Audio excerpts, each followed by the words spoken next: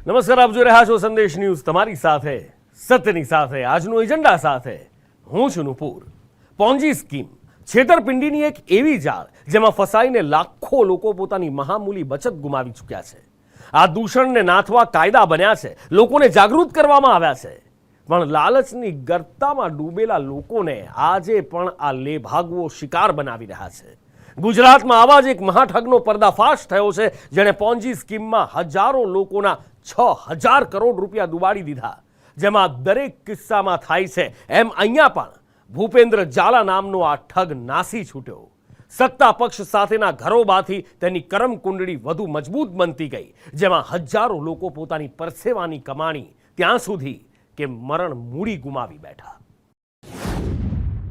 ભારે પડી ઊંચા વળતરની લાલચ, હજારો લોકોની મહેનતની કમાણી પાણીમાં, લૂંટીને ભૂગર્ભમાં ઉતરી ગયો લેભાગુ। નકલી પોલીસ, નકલી અધિકારી, નકલી ડોક્ટર અને નકલી સરકારી કચેરી બાદ હવે ફરી એકવાર નકલી ઇન્વેસ્ટમેન્ટ સ્કીમ।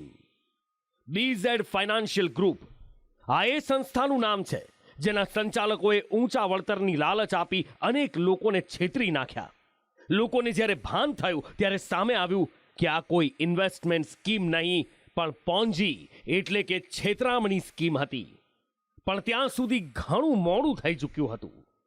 હજારો લોકોને છેતરનારી આ પોન્જી સ્કીમનો સૂત્રધાર છે ભૂપેન્દ્ર ઝાલા, જે બીઝેડ ફાઇનાન્શિયલ ગ્રુપનો કરતા ધરતા છે। પણ કૌભાંડનો પર્દાફાશ થઈ જતા એ અને એના એજન્ટો ભૂગર્ભમાં ઉતરી ગયા। ભૂપેન્દ્રસિંહ ઝાલા, હવે એની કરમ કુંડળી પણ જોઈ લો। લોકોને છેતરવામાં તેણે બધી જ હદો વટાવી દીધી। બીઝેડ ગ્રુપે પોન્જી સ્કીમના નામે 100-200 કરોડ નહીં 6000 કરોડ ઉઘરાવ્યા હતા। આરબીઆઈની મંજૂરી વિના જ તેણે રોકાણની સ્કીમ ચાલુ કરી દીધી, જેમાં લોકોને મહિને 3 થી લઈ 33% સુધીના વળતરની ઊંચા વ્યાજની લાલચ આપવામાં આવતી। એટલું જ નહીં, 3 વર્ષમાં રૂપિયા ડબલ કરવાની લલચામણી સ્કીમ શરૂ કરવામાં આવી, જેનાથી આકર્ષાઈને મોટી સંખ્યામાં લોકોએ પૈસા રોક્યા। એની આ લલચામણી સ્કીમમાં ખેડૂતો, શિક્ષકો, નિવૃત્ત સરકારી કર્મચારીઓ અને ત્યાં સુધી કે પોલીસ કર્મીઓ અને અધિકારીઓએ પણ રોકાણ કર્યું। સીઆઈડી ક્રાઇમે બીઝેડ ફાઇનાન્શિયલ ગ્રુપની ઓફિસો પર દરોડા પાડીને તપાસ કરી। ગાંધીનગર, વડોદરા, હિંમતનગર, વિજાપુર અને મોડાસામાં સીઆઈડી ક્રાઇમની ટીમોએ ભૂપેન્દ્ર ઝાલાના ઠેકાણા પર રેડ કરી, ત્યારે ત્યાં કોઈ જ ના મળ્યું। ઓફિસોમાંથી દસ્તાવેજો અને કોમ્પ્યુટર જપ્ત કરાયા, જેમાં મહત્વના પુરાવા છે। સીઆઈડી ક્રાઇમે કેટલાક એજન્ટોની પણ પૂછપરછ કરી। આ કાર્યવાહી આખી રાત ચાલી। અરવલ્લી અને સાબરકાંઠા જિલ્લામાં છેલ્લા કેટલાય સમયથી ચર્ચામાં રહેલું બીઝેડ ગ્રુપ કે જે નાણાકીય સંસ્થા છે કે લોકો પાસે ઊંચા દરે વ્યાજ આપી અને નાણાં જે લોકોની પાસેથી લઈ અને ઊંચા દરે વ્યાજ આપતો હોય છે, કેટલાય કસ્ટમરોના નાણાં આ રીતે ઉઘરાવ્યા હોવાના ક્યાંક ને ક્યાંક ચર્ચામાં છે। ગઈકાલે સીઆઈડી ક્રાઇમ ગાંધીનગર દ્વારા 5/24 અન્વયે જાણવા જોગ રીતે જે કોઈ બીઝેડની ઓફિસો છે એ ત્યાં અરવલ્લી અને સાબરકાંઠા જિલ્લામાં એ ઓફિસો દ્વારા તપાસ હાથ ધરવામાં આવી હતી।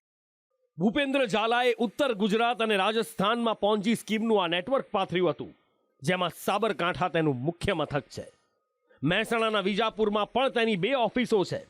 5 વર્ષથી ચાલતી આ ઓફિસોમાં પણ સીઆઈડી ક્રાઇમે તપાસ કરી। વિજાપુરની બીઝેડ ભૂપેન્દ્રસિંહ ઝાલાની તમામ બ્રાન્ચો ઉપર દરોડા પાડવામાં આવે છે। સીઆઈડી ક્રાઇમ દ્વારા જે દરોડા પાડવામાં આવે છે તેમાં વિજાપુરમાં પણ 2 ઓફિસ ઝડપાઈ છે અને બંને ઓફિસો ઉપર દરોડા પાડવામાં આવે છે। સાબરકાંઠાથી પોન્જી સ્કીમ ઓપરેટ કરતા ભૂપેન્દ્રસિંહ ઝાલાને ઉત્તર ગુજરાતની તમામ ઓફિસો ઉપર એક સાથે દરોડા પાડવામાં આવ્યા છે। લોકોને વિશ્વાસ હતો કે તેમણે જે રૂપિયા રોક્યા છે એના પર આકર્ષક વળતર મળશે, પણ એવું કંઈ થયું નહીં। જ્યારે એમને જાણ થઈ કે તેમની સાથે છેતરપિંડી થઈ છે, તેમની મહેનતની કમાણી એક ઠગને તેઓ સોંપી ચૂક્યા છે, ત્યારે તેમના પગ નીચેથી જમીન ખસી ગઈ। પોતાની પરસેવાની કમાણી પોન્જી સ્કીમમાં રોકનાર ગ્રામીણ વિસ્તારના લોકોમાં રોષનો પાર નહોતો, તેમને પસ્તાવાનો પાર નહોતો। રોકાણકારો બીઝેડ ગ્રુપની ઓફિસે દોડી ગયા, પણ ત્યાં સુધીમાં મોડું થઈ ચૂક્યું હતું। ઓફિસો તો ત્યાં જ હતી, પણ અંદર કોઈ નહોતું। એને ઓફિસ છે રનાસન તોલો સાબરકાંઠામાં આવે છે મેઇન ઓફિસ. એ ઉપરાંત દરેક જિલ્લામાં અલગ અલગ સ્થળે મેં જે કીધું છે જિલ્લા, એ દરેક જિલ્લામાં એના ઓફિસ છે. એને ઓફિસમાં કામ માટે 2-3 છોકરાઓ છે. એ ઉપરાંત એજન્ટ છે, એ એજન્ટ કોણ છે હવે સામેથી મીડિયા મારફતે પણ અને પબ્લિક દ્વારા અમને માહિતી મળશે, એ આધારે તપાસ આગળ વધશે. એજન્ટ હાલમાં એક જ એજન્ટ પકડવામાં આવે છે જેનું નામ અનંત દરજી છે. સીઆઈડી ક્રાઇમનું કહેવું છે કે બીઝેડ ફિનાન્શિયલ સર્વિસ એક અનઅધિકૃત સંસ્થા છે. તપાસમાં અત્યાર સુધી 175 કરોડ રૂપિયાના વ્યવહારો મળ્યા છે. રેડ દરમિયાન 16,37,000ની રોકડ અને 34 દસ્તાવેજ મળ્યા છે. અનંત દરજી નામના એક એજન્ટ અને સંસ્થાના 5 કર્મચારીઓની અટકાયત કરવામાં આવી છે. ભૂપેન્દ્રસિંહ ઝાલા, તેના એજન્ટો અને સ્ટાફ ભૂગર્ભમાં ઉતરી ચૂક્યા છે. એની કરમકુંડળી પણ હવે ધીમે ધીમે સામે આવી રહી છે. પોન્જી સ્કીમ ચલાવતો આ ઠગ એક સમયે ભાજપનો કાર્યકર હોવાનું જાણવા મળે છે. આ જ વર્ષે લોકસભાની ચૂંટણી જંગમાં પણ એ ઉતર્યો હતો. ભૂપેન્દ્રસિંહે સાબરકાંઠા બેઠક પરથી અપક્ષ ઉમેદવારી નોંધાવી હતી. ભપકાદાર પ્રચાર કર્યો હતો. જો કે સૂત્રોનો દાવો છે કે ભાજપના કોઈ મોટા નેતાની સમજાવટથી એણે પોતાની ઉમેદવારી પાછી ખેંચી હતી. ચૂંટણી પંચ સમક્ષ જે સોગંદનામું તેને રજૂ કર્યું હતું તેમાં તેની આવક માની ન શકાય એટલી હતી. ભૂપેન્દ્ર ઝાલાએ તેના આઈટી રિટર્નમાં માત્ર 17,94,000ની આવક દર્શાવી હતી. 2021-22માં તેની આવક 9,79,000 હોવાનો જ દાવો કરાયો હતો.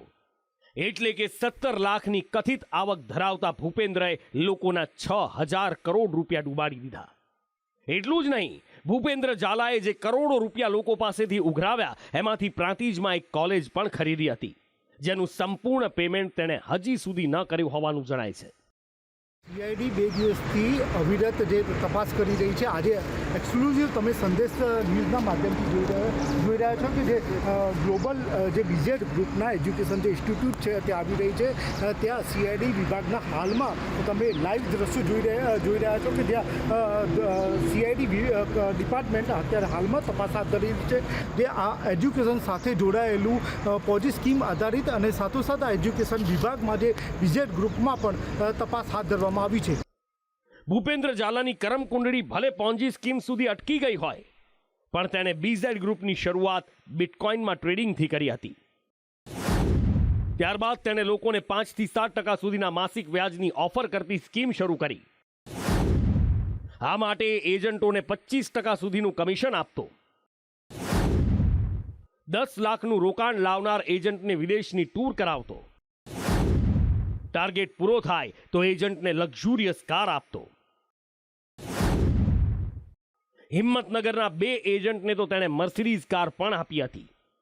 કમિશનની લાલચમાં આ એજન્ટો ખેડૂતો અને શિક્ષકો સહિતના સામાન્ય લોકોને ટાર્ગેટ કરતા.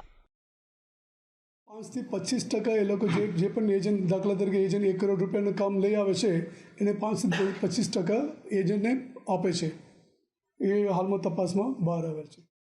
લગભગ 6,000 કરોડના આ સ્કેન્ડલમાં કેટલા લોકોએ પોતાના રૂપિયા ગુમાવ્યા છે એ તો તપાસ દરમિયાન સામે આવશે. પણ આ કિસ્સો એ લોકો માટે લાલબત્તી સમાન છે જેઓ ઊંચા વળતરની લાલચમાં પોતાની પરસેવાની કમાણી આવા ધૂતારાઓના હાથમાં સોંપી દે છે. લેભાગુઓ દ્વારા ચલાવવામાં આવતી સ્કીમોના અગાઉ અનેક કિસ્સા સામે આવી ચૂક્યા છે, પણ તેમ છતાં લોકો આજે પણ છેતરાય છે અને ભૂપેન્દ્ર ઝાલા જેવા લોકોની જાળમાં ફસાય છે. આવનારા સમયમાં ખુલાસો થશે કે ભૂપેન્દ્ર ઝાલાની આ જાળ ક્યાં સુધી પથરાયેલી છે. બ્યુરો રિપોર્ટ, સંદેશ ન્યૂઝ.